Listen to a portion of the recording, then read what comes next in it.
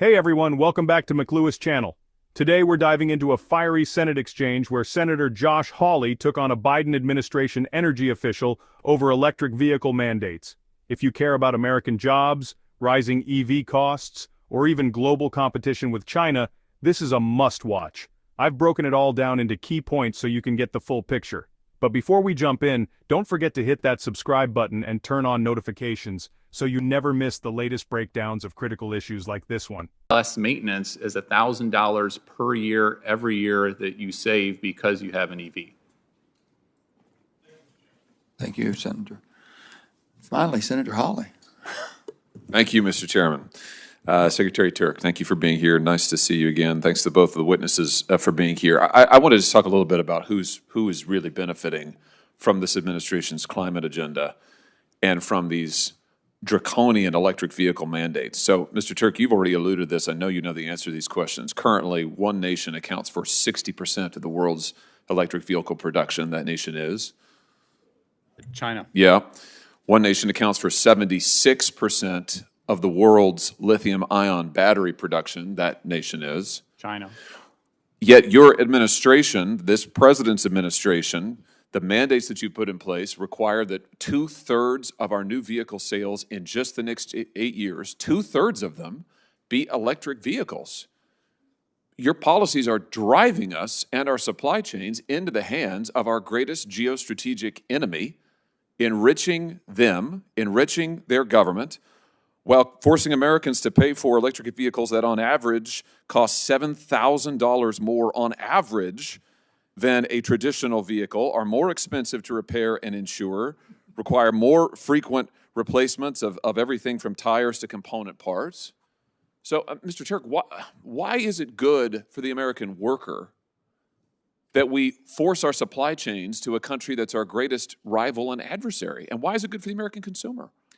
So this is exactly why we're using all the tools that Congress gave us to diversify our supply chains, from the mining piece and especially the processing piece, which is where China really has a stranglehold.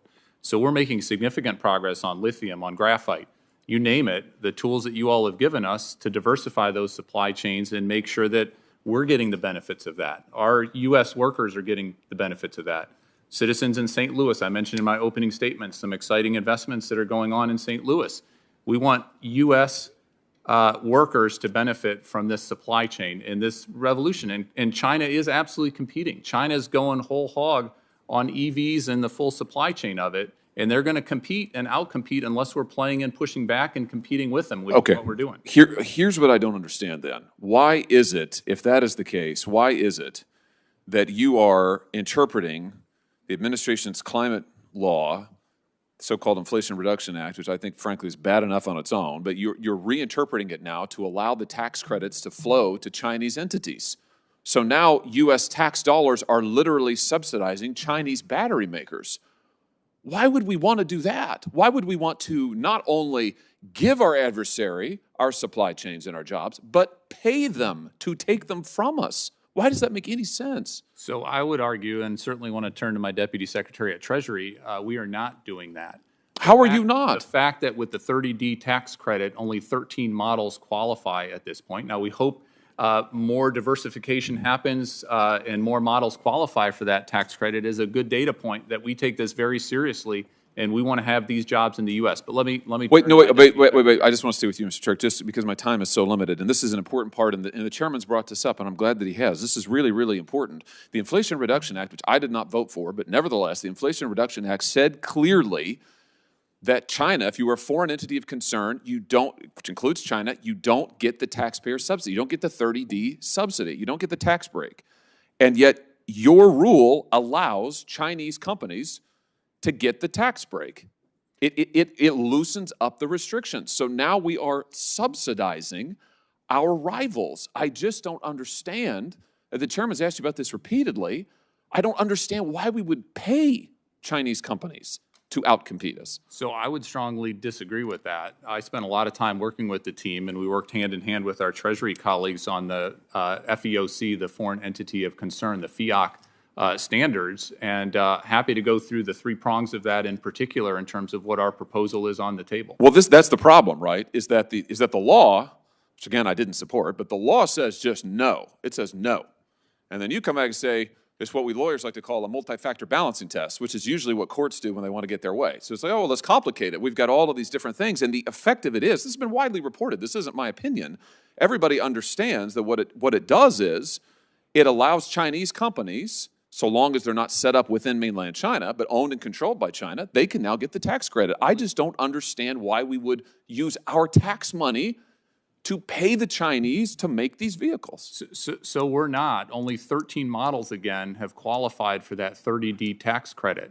A lot of companies right now, automakers, are scrambling and they're working urgently to make sure that they don't have that. If your rule had no effect, why would you change it? Why wouldn't you just leave the text of the IRA in place? Why wouldn't you, the flat bar? All of this is implementing the legislation that's been passed. And happy, again, to get into the details. Certainly if... Last thing I've got, because my time's expired, I know other senators are waiting to ask questions, but this is important, just about the effect on American workers. Just looking at the news reporting on this, if Ford CEO says that EVs are going to require 40% less labor to produce than traditional cars, as production is shifting to the United States, this labor on, for instance, batteries, EV batteries, is increasingly being done in factories that are co-owned at least by foreign entities, and the wages for workers who are usually not unionized are substantially less than the wages for workers in traditional cars. Now, you mentioned my state. In Wentzville, Missouri, for example, we have almost 4,000 workers in a GM plant there. That's just one plant in just one area of my state. Believe me, I'll take all the jobs you can give me. But I don't want those 3,000 workers to lose their jobs and to have another couple hundred created in some other state in a factory co-owned by a foreign company making half the wages. And that seems to be the trade-off that you're offering to American workers. That doesn't seem like a good trade-off to me. With that, I yield, Mr. Chairman. If you want to respond, Mr. Chair, go ahead, but I yield, Mr. Chairman.